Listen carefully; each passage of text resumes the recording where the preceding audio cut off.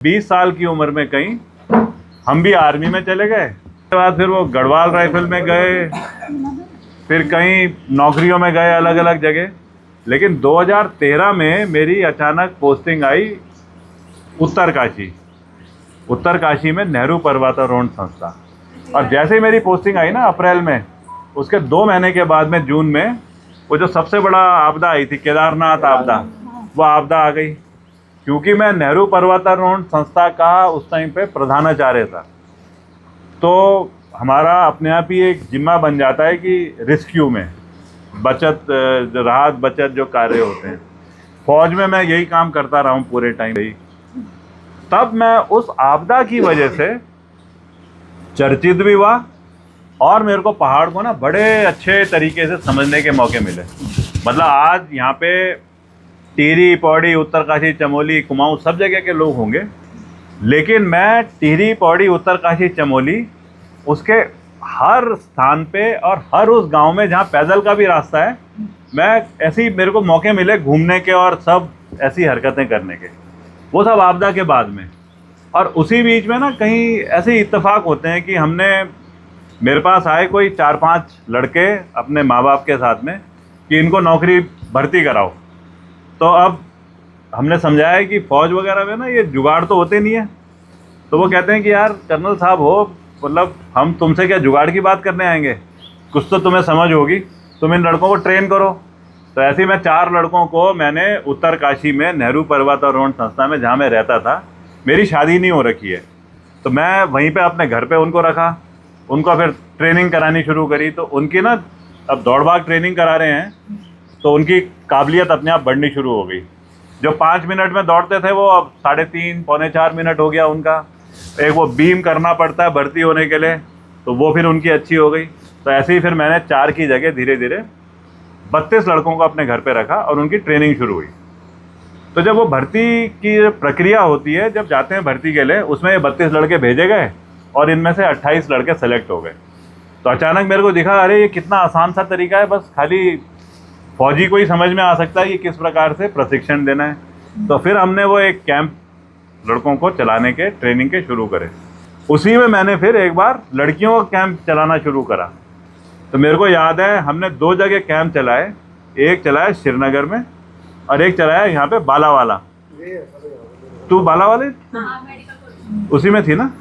दुनिया का सबसे ऊंचा पहाड़ है माउंट एवरेस्ट, मैं उसका लीडर बन के ले जा चुका हूँ। लेकिन वहाँ पे मैंने देखा, और उनमें से एक लड़की, जो 10 लड़कियाँ मैंने भेजी थी, आज मेरी किस्मत है वो ये सामने बैठी हुई है। खड़ी हो तू, वाकई में ये तगड़ी तारीफ वाली बात है।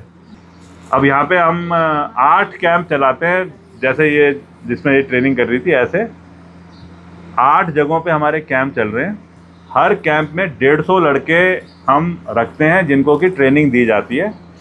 वहाँ पे खाना पीना रहना वो सारा हम फ्री करते हैं, मतलब एक भी पैसा नहीं लिया जाता। और उन कैंपों से कोई 15,000 के करीब लड़के जो हैं वो आर्मी में अलग अलग पलटनों में भर्ती हो गए। मैं जो प्रयास अपनी क्षमता से कर रहा हूँ, अपने पास जो मेरे पास जो भी साधन है, उससे एक लिमिट तक मैं कर सकता हूँ, वो मैं कर रहा हूँ।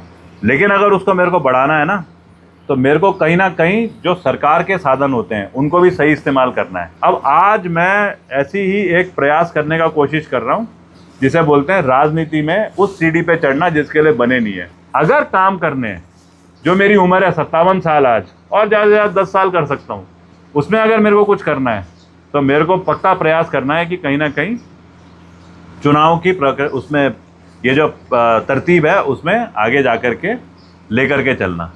अब उसके लिए एक प्रयास कर रहा हूँ।